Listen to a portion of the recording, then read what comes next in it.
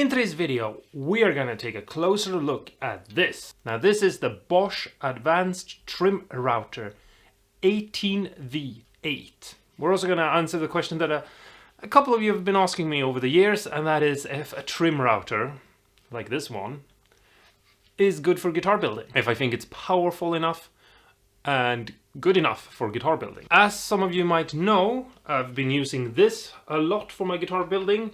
It's the Bosch POF1400ACE, and it's a big heavy-duty router.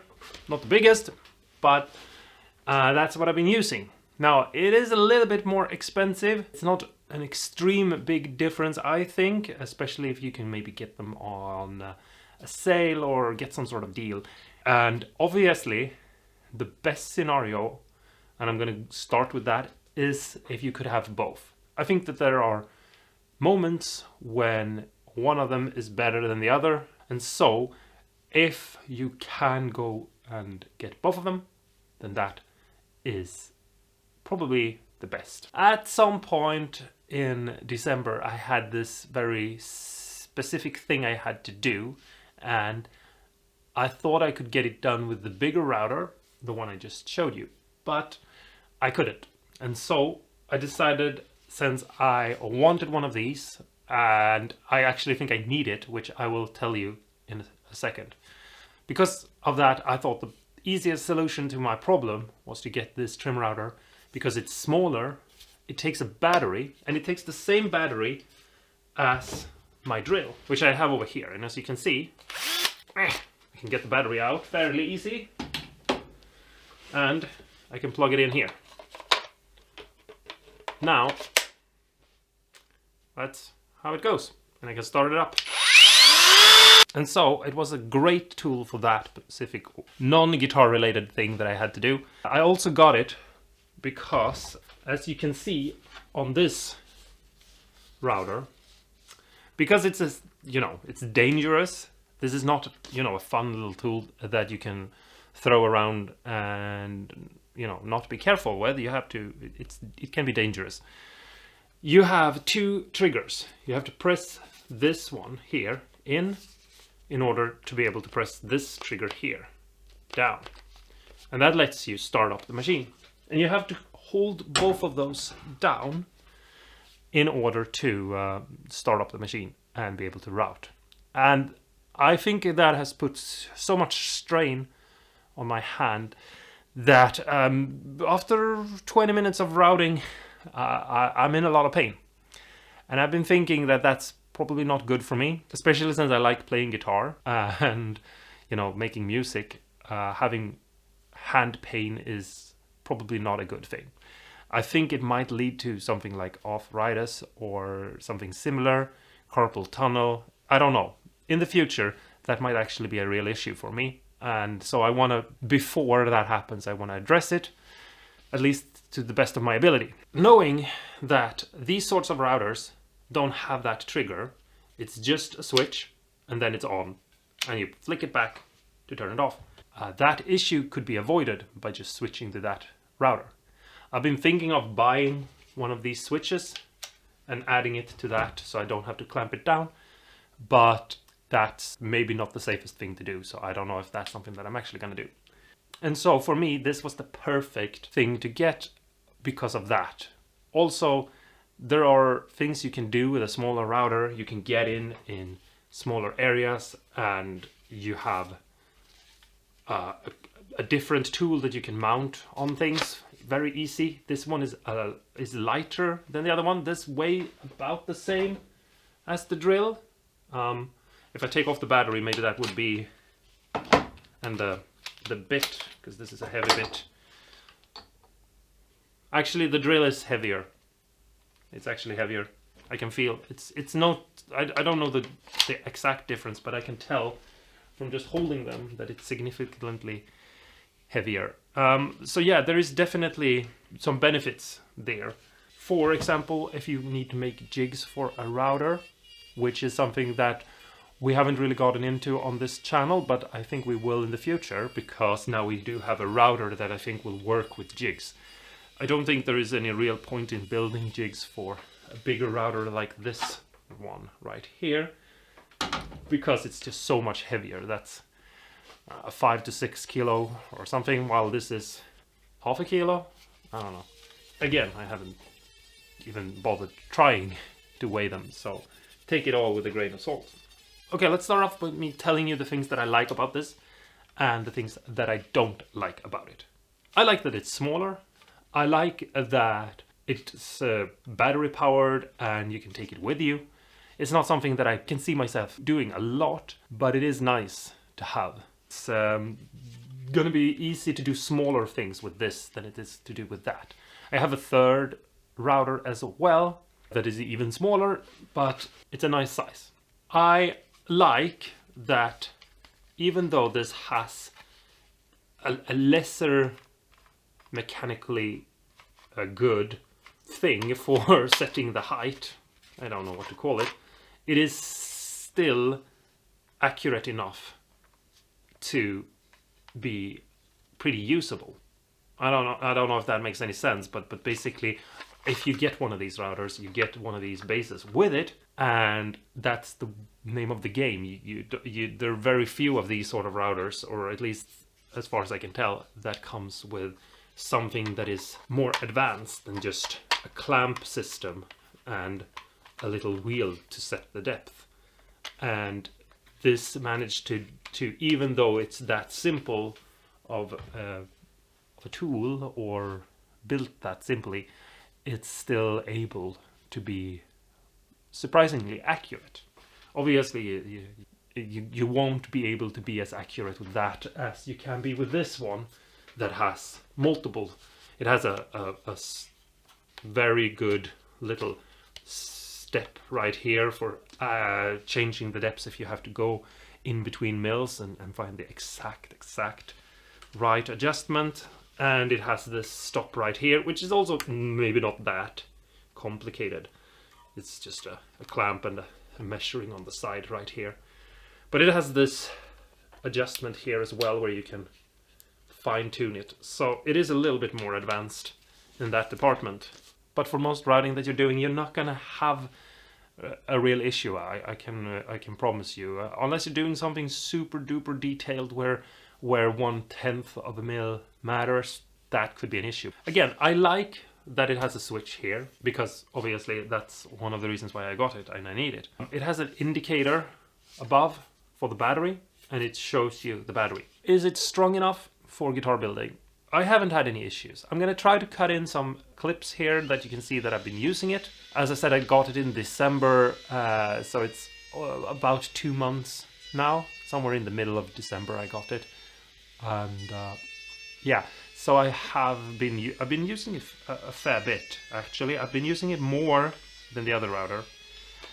I can't tell you exactly how strong it is. I mean, it is 18 volts power, so it is gonna be strong enough for most woods, I would say.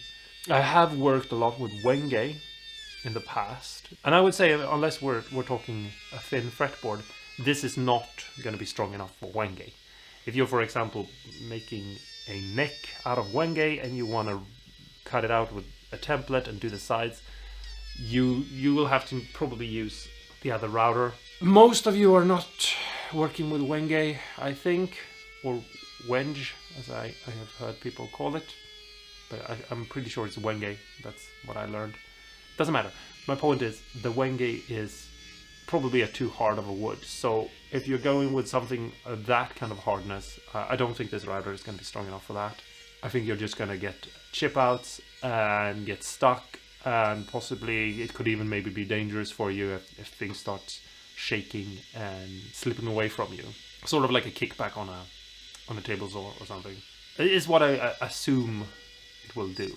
But I haven't tried this on any extremely hard woods, but I think that most guitar woods would do fine. So I don't think you have to worry if it's strong enough. Let's talk about some of the things that aren't good about this. This runs on a battery, and it will drain that battery a lot quicker than the drill. With the drill, I can keep the battery in for a month without having to charge it or something like that. Maybe I'm exaggerating a little bit, but there's somewhere around there. Here I get maybe 40 minutes of routing before the battery is drained. I do have 2 batteries, so I suggest you have at least 2 batteries. I usually have one charged and one ready to go, and then I just switch. But I'm probably would if I were to use this more as my one and only router. I have 2 routers, and this one is mostly for finer, smaller things, and for when my hands are getting tired from pushing in the buttons. So I don't see myself having to get more batteries, but you could possibly have to have 3 batteries, just so that you could have one on load, one that is ready to go, and one that is being drained, and just circle around, because it takes longer to charge a battery than it takes to drain it. That's the issue. But then again, it depends on how much routing you're gonna do. I have 2 more things about it that I'm a little bit like I'm negative towards them, but they're not deal breakers for me. The first thing is, it's very easy to turn this on. It's a bit too easy, I think. I want it to be that I don't have to hold anything down, but I wish I had 2 switches that I had to pull in separate ways. Because sometimes I'm standing like this, holding it up against my body, and I'm moving it about like this, and I'm trying to change the bit out, and I turn it on. And I haven't had any accidents, and I hope I won't have any accidents, but I can see it being dangerous. So I've gotten into the habit of never having the battery in this, because it's a bit too easy to turn on. And I feel like if I had 2 of these switches, and they were both turned on by being flicked opposite ways, so you had to do this instead of just this, then if one switch got pulled that way, the other one would also be pulled that way, which would mean it wouldn't turn on. And if both got pulled that way, that would mean that that it didn't get turned on either. So that would be my solution for that. It's something I've been thinking about. It is dangerous. Or potentially it can be dangerous if the tool turns on very easy when you're not ready, and something gets in the way and you're routing into your own hand or something. It's one of those tools where you can get stuck and not be able to get out of it. It's one of those tools where you can do a lot of damage that won't be able to be fixed. I mean, if you cut off a finger, potentially it can be sewn back on, and potentially you can get your motion back. And hopefully if something like that happens, you can recover from it. But if you completely mangle your finger up and grind it into pulp, there's no way of getting back from there. You're just not gonna have that finger ever again. But I don't think they're enough to scare anyone away, or at least I hope it won't scare anyone away from the tool, because it is a good tool, and it's a tool you need to have, I think. But you have to learn to not have the battery in it. Only put the battery in when you're going to use it. And if you're putting it away, even if it's just for 10 minutes or to change a bit, you have to take the battery out. Especially if you're going to change out the bit in it. Like, never do this where you touch the bit and have a battery in it. Just never have a battery in it.